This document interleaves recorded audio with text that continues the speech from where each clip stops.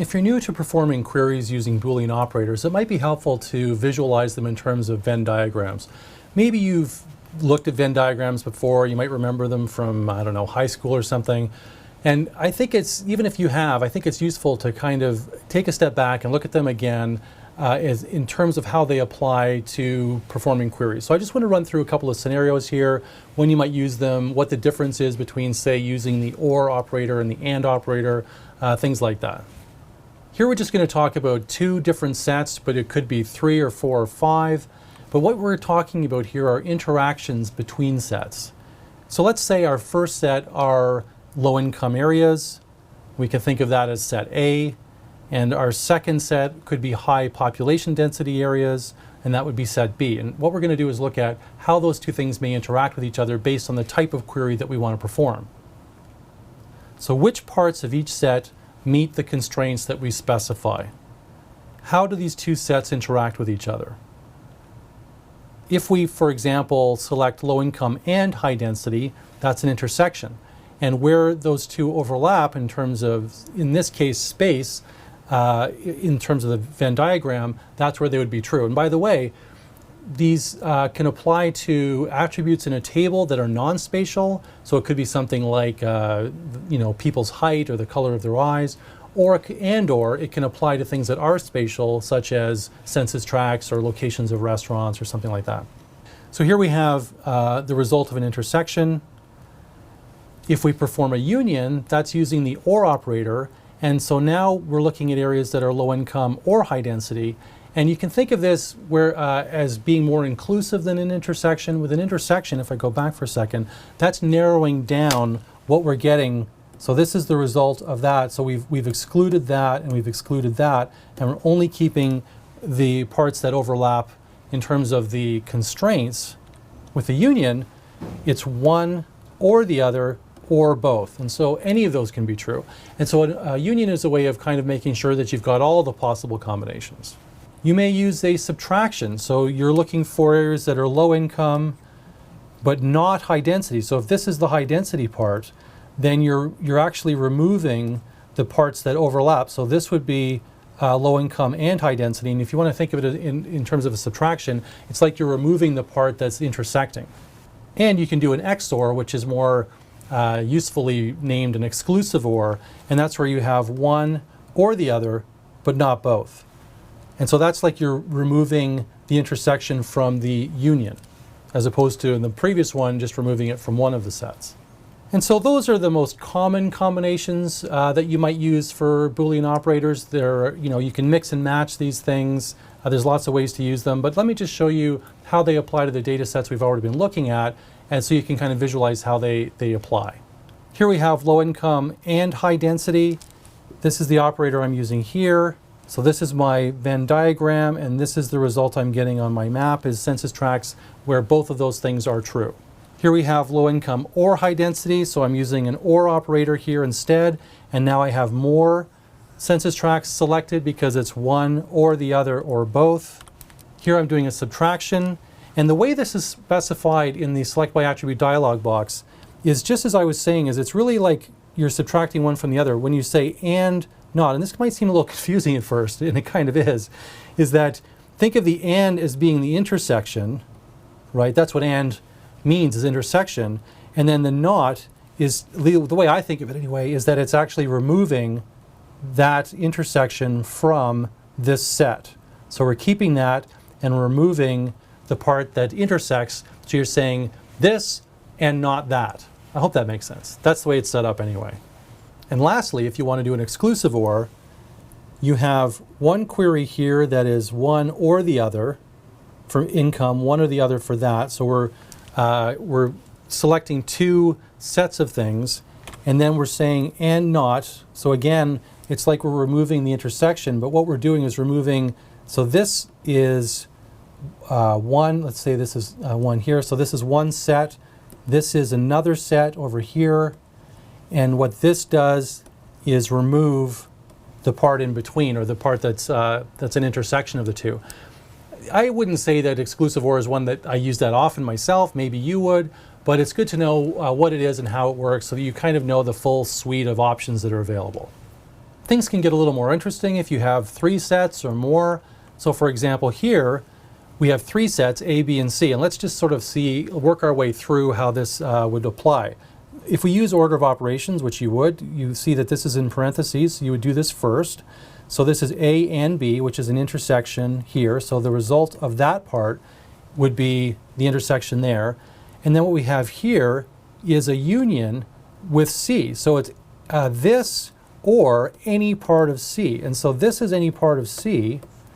So it's a union of any part of C with the intersection of A and B. And so that's the result that you would get.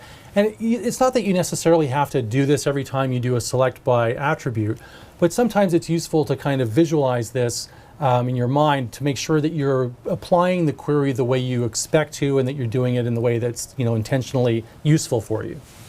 As a second example, if we do something like this, we have B or C, so this is a union, and we do the inside the parentheses first, so this is B or C would be any part of B or C, right? That would be the union of those two. But then we're saying we want to do the intersection of that result with any part of A.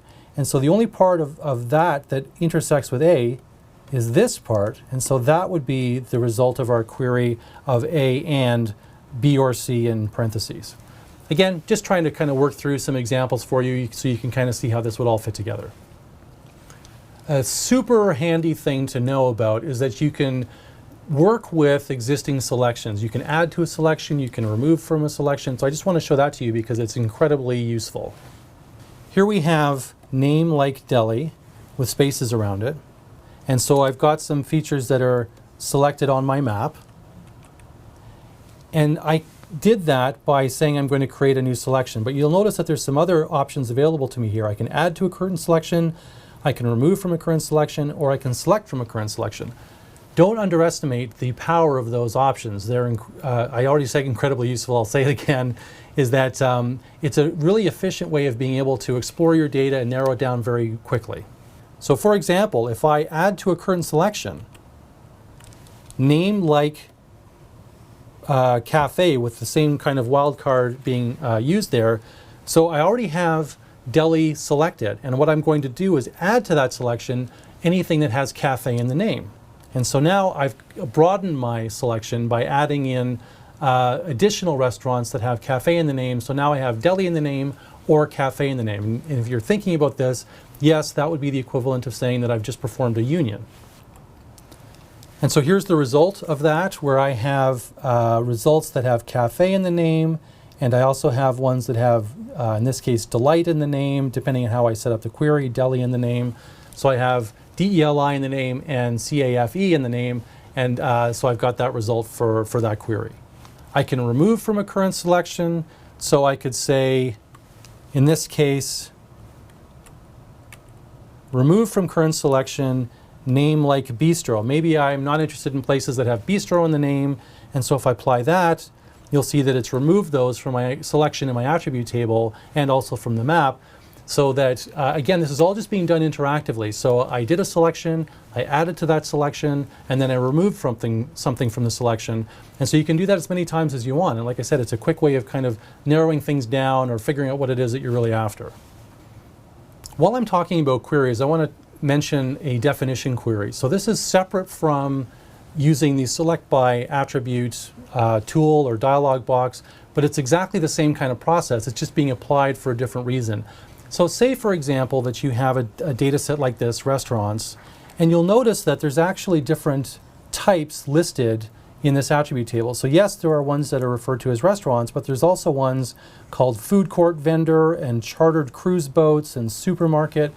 And so there's different ways I could do this. For example, I could perform a query that says type equals restaurant, select all of those, and export those into a separate file, would be one way to do it.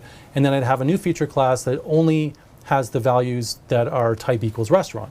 I could do that. Another way to do it, though, if I just want to keep the data set the way it is, but treat it as though there's nothing in there except restaurants, I can use a definition query. So how that works is if I want to apply this, I go into the layer properties for this. So I just right-click on it in the table of contents and select properties, and then I select this tab for definition query. And then I just type in here, type equals restaurant. And you can use this little thing here called Query Builder, which essentially opens a dialog box that's exactly the same as if you're using the Select by Attribute dialog box. So if you don't know exactly what the syntax is or whatever, you can use that. Or if you know what it is, you can just type it in like I did here. And so now it's going to apply that query so that from now on, whenever I'm using that feature class, it will only treat it as though there are features in there that have the attribute for type equals restaurant.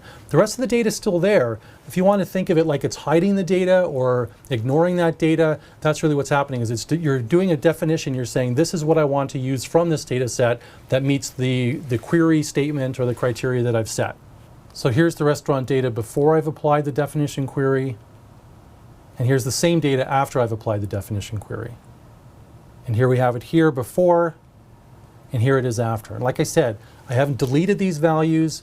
I haven't created a new feature class. All I've done is applied the definition query. If I deleted that definition query, all of the other data would be visible again, and it would treat it as one big data set. So sometimes that's useful depending on if you're working with really large data sets or complex ones and you want to narrow it down quickly. You can use that definition query using exactly the same ideas that we've been using for the Select by Attribute.